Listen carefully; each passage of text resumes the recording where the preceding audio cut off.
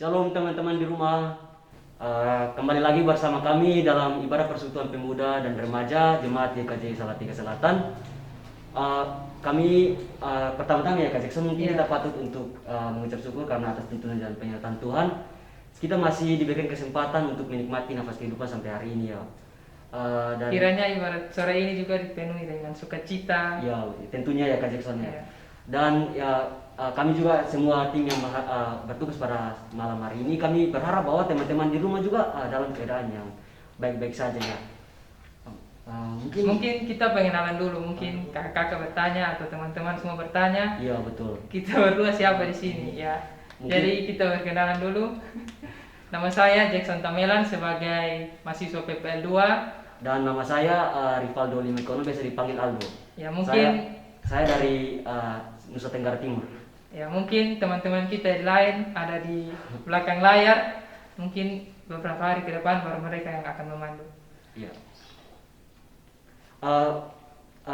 Sebelum kita memulai dengan ibadah kita akan memuji Tuhan dengan lagu yang berjudul Hari Ini Kurasa Bahagia. Setelah itu doa pembuka akan dipimpin oleh Kak Jackson. Ya.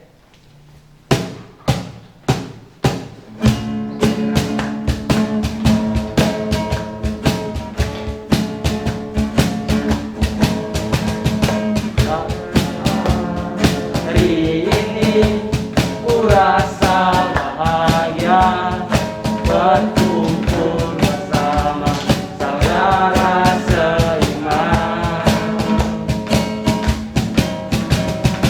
Tuhan Yesus telah satukan kita tanpa memandang di antara kita.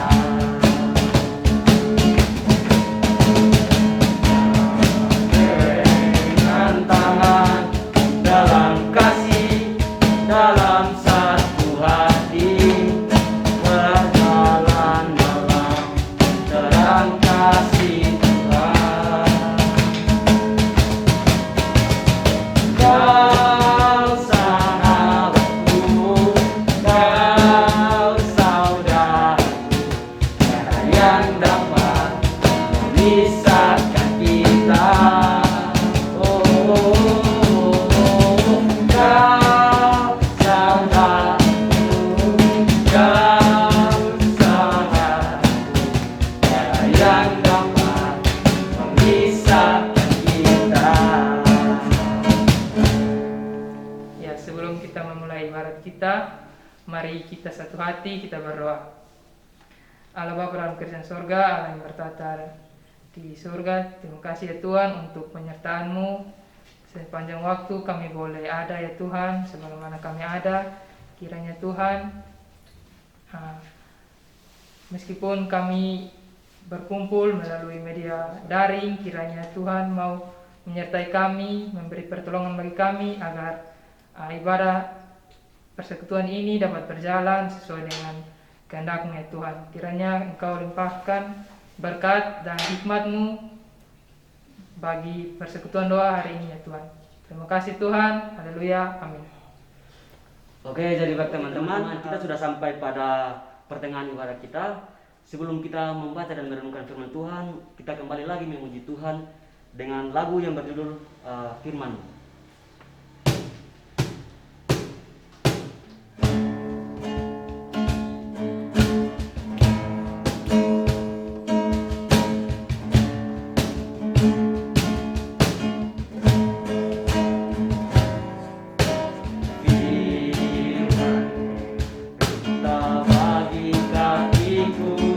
Terang bagi jalanku.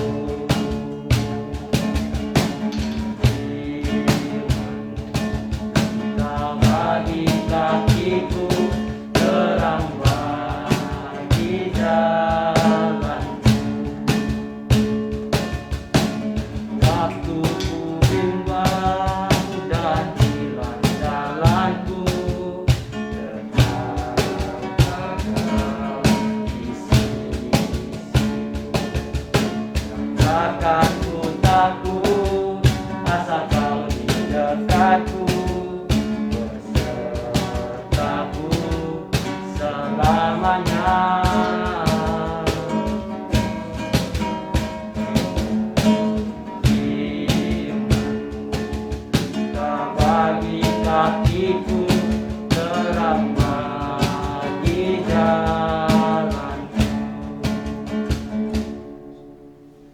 Shalom, rekan-rekan pemuda remaja GKJ Salatiga Selatan. Sebelum kita masuk dalam renungan firman pada saat ini, mari kita berdoa. Saya hantarkan. Kami bersyukur Tuhan, buat hari ini Engkau boleh kumpulkan kami dimanapun kami berada, baik kami yang ada di rumah maupun dalam perjalanan. Engkau juga pimpin dan sertai kami, sehingga saat ini kami mau mendengarkan kebenaran firman-Mu, kiranya Engkau urapi setiap kami yang mendengarkan firman-Mu. Biarlah firman-Mu menjadi benih dan bertumbuh dalam kehidupan kami dan berbuah untuk kehidupan kami Tuhan. Terima kasih Bapa, kami menyerahkan hari ini ke tangan kuasa-Mu. Hanya di dalam nama Tuhan Yesus Kristus kami berdoa dan mengucap syukur. Amin. Bacaan kita pada saat ini terambil dari Amsal 16 ayat yang ketiga sampai dengan yang ke-9. Demikian firman Tuhan. Serahkanlah perbuatanmu kepada Tuhan, maka terlaksanalah segala rencanamu. Tuhan membuat segala sesuatu untuk tujuannya masing-masing. Bahkan orang fasik dibuatnya untuk hari malapetaka. Setiap orang yang tinggi hati adalah kekejian bagi Tuhan. Sungguh, ia tidak akan luput dari hukuman. Dengan kasih dan kesetiaan, kesalahan diampuni. Karena takut akan Tuhan, orang menjauhi kejahatan. Jikalau Tuhan berkenan kepada jalan seseorang, maka musuh orang itu pun didamaikannya dengan dia. Lebih baik berpenghasilan sedikit disertai kebenaran daripada penghasilan banyak tanpa keadilan. Hati manusia memikir-mikirkan jalannya, tetapi Tuhanlah yang menentukan arah langkahnya. Ya, rekan-rekan pemuda remaja, renungan kita saat ini bertemakan apa rencana. Apa rencanamu ini bisa diartikan bahwa itu rencana manusia ataupun rencana Tuhan. Setiap manusia, setiap orang hidup, siapapun itu pasti punya rencana. Entah itu rencana kecil ataupun rencana besar. Entah itu untuk rencana masa depannya sendiri ataupun untuk orang banyak. Sebagai contoh, sekitar tahun 2006 yang lalu, teman-teman pemuda remaja dan sekolah minggu GKJ Salatiga Selatan mempunyai rencana dan memprogramkan sharing bareng kunjungan ke GKJ di Yogyakarta. Secara manusiawi, persiapannya sudah memenuhi 90% siap dilaksanakan. Tapi manusia boleh berencana, sekali lagi Tuhan yang menentukan. Demikian tadi firman Tuhan. Hari Sabtu kebetulan waktu itu saya sedang ke gereja dan tidak mendengarkan berita, bahkan tidak menyaksikan televisi berita apa yang saat itu terjadi. Ternyata hari Sabtu di tahun 2006 bulan Mei kalau nggak salah, gempa di Jogja sangat dahsyat terjadi. Waktu itu bingung apa yang harus kita lakukan karena 90% persiapan sudah siap. Dari transportasi, dari peserta, dari konsumsi dan dari sebagainya sudah siap, tinggal kita hari Minggu pagi berangkat. Tapi ternyata Tuhan punya rencana yang lain. Awalnya panitia mungkin bingung, kok yo nggak jadi jalan, kok yo nggak jadi pergi ke Jogja dan sebagainya. Tapi kita bayangkan, seandainya itu terjadi hari Minggu ketika kita berangkat ke Jogja, apa yang terjadi? Mungkin sebagian besar dari teman-teman pemuda nggak akan bisa tersenyum sampai saat ini, karena waktu itu Jogja terjadi gempa yang luar biasa, bahkan terasa sampai di kota Salatiga. Nah, itu sedikit cerita tentang apa kejadian tahun 2006 yang teman-teman mungkin pemuda remaja sempat alami. Nah, kita kembali lagi ke firman Tuhan. Di dalam kitab Amsal 23 ayat 18 dikatakan seperti ini. Karena masa depan sungguh ada dan harapanmu tidak akan hilang.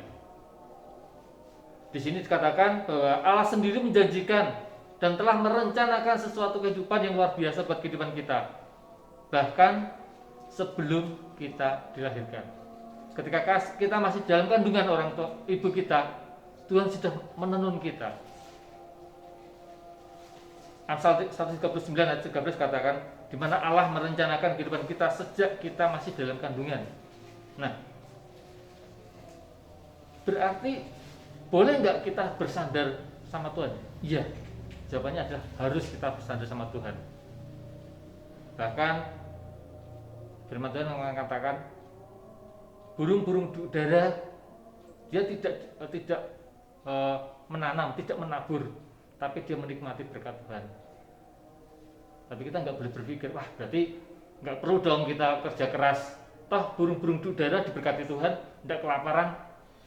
Ingat, walaupun burung-burung di udara itu tidak menanam, tidak menabur, bahkan tidak menyirami, tapi burung-burung di udara tetap berusaha untuk mencari makanannya.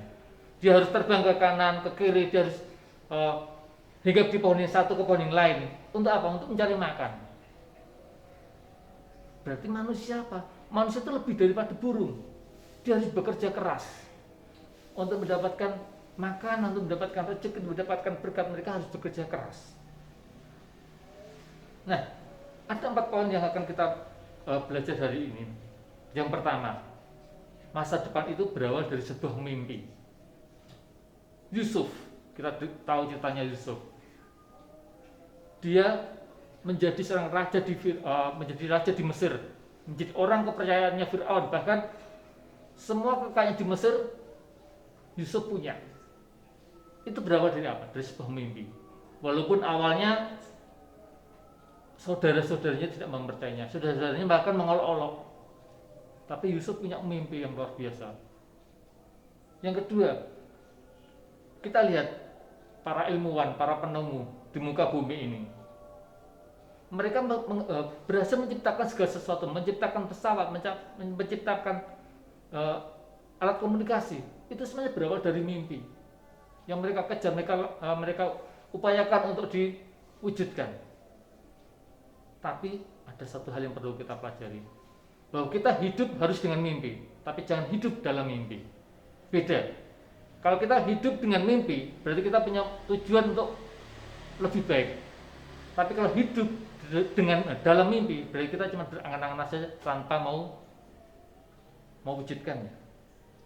Poin yang kedua, musuh yang terbesar bukan berasal dari orang lain, tapi musuh terbesar adalah ketakutan.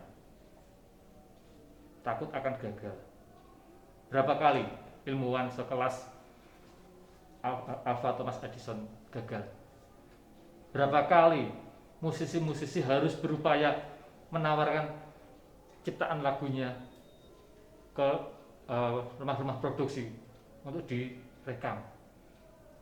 Ketika mereka gagal, mereka berhenti dengan kegagalannya.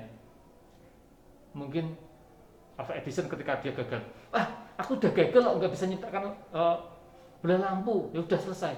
Mungkin saat ini kita nggak akan menikmati listrik, kita nggak akan menikmati ciptaan-ciptaan yang lain, kita bahkan nggak akan bisa menikmati alat komunikasi. Kalau pencipta lagu berhenti ketika dia gagal, aku menawarkan ke label A, tapi aku gagal, ya udah aku selesai, tidak mau lanjutkan lagi. Mungkin saat ini dia nggak akan jadi penyanyi yang luar biasa. Yang kedua, kadang ketakutan adalah ketika kita takut untuk tampil beda. Alasannya sangat sederhana. Ngapain harus beda? Toh kita untuk kebersamaan kita juga nggak perlu yang beda.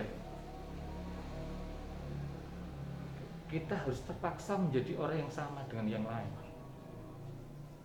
Karena apa? Sebenarnya berbeda itu bukan hal yang menakutkan, tapi dengan berbeda akan menjadi suasana lebih indah. Dunia menjadi lebih berwarna. Bisa kita bayangkan seandainya bunga satu taman itu warnanya merah, atau lampu traffic light warnanya kuning semua, kita akan terjadi kekacauan. orang nggak akan bisa menikmati keindahan lagi.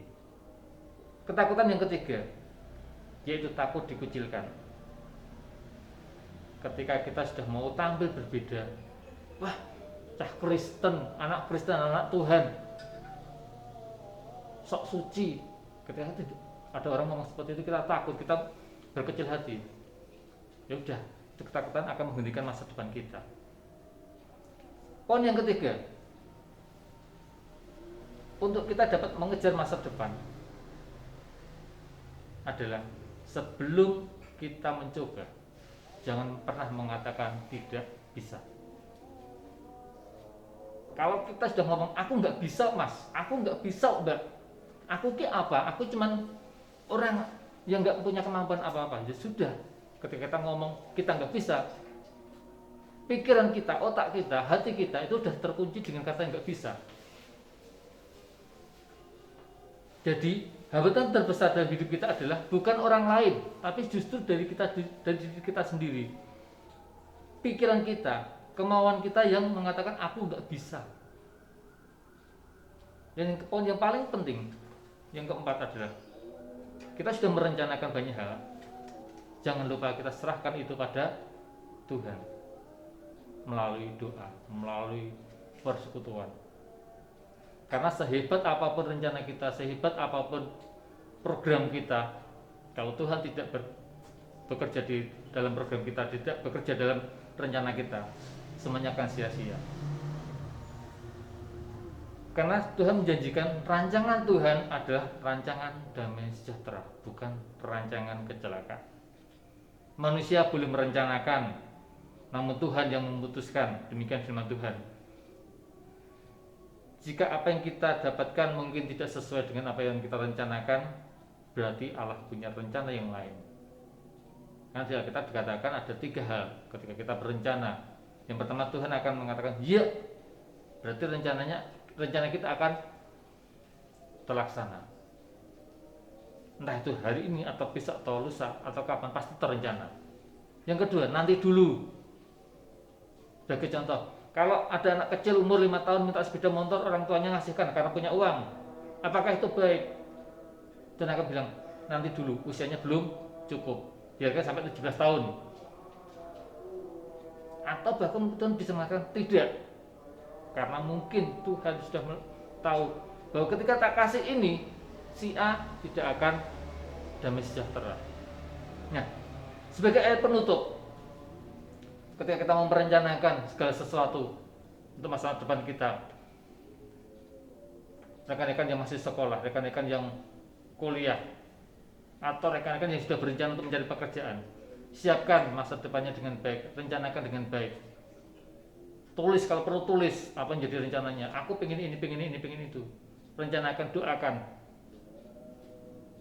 Dan ayat penutup kita adalah dari Lukas 16 ayat yang ke-10. Barang siapa setia dalam perkara-perkara kecil, ia setia juga dalam perkara-perkara yang besar. Dan barang siapa tidak benar dalam perkara-perkara kecil, ia tidak benar juga dalam perkara-perkara besar.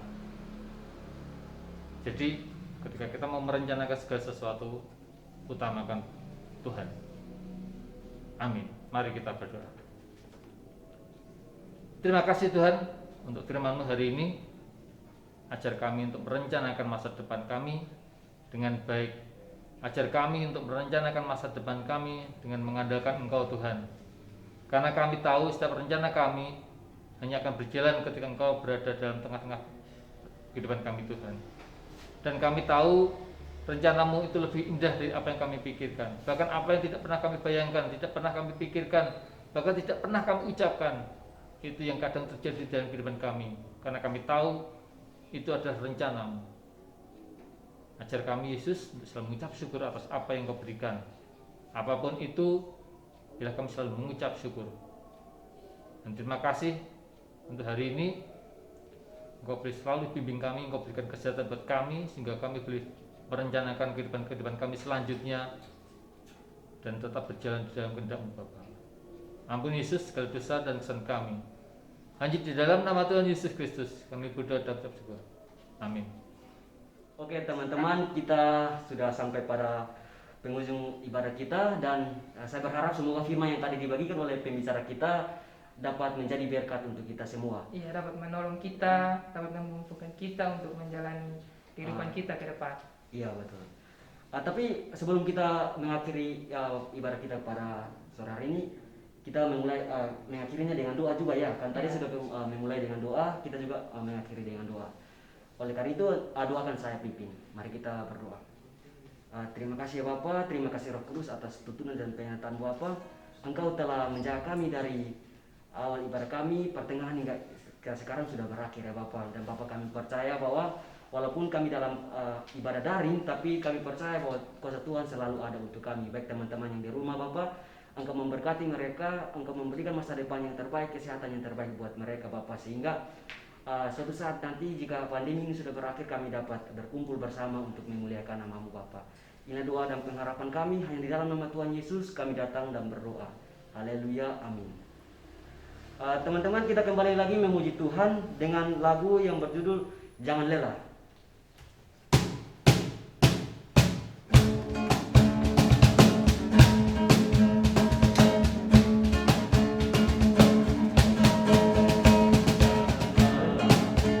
Bekerja di ladangnya Tuhan, Kudus yang beri kekuatan.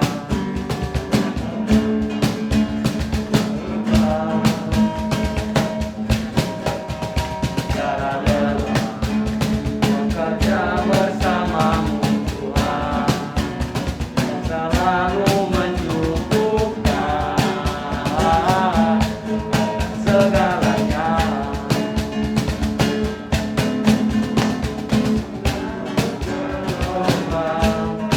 Timbulan tanah yang berubah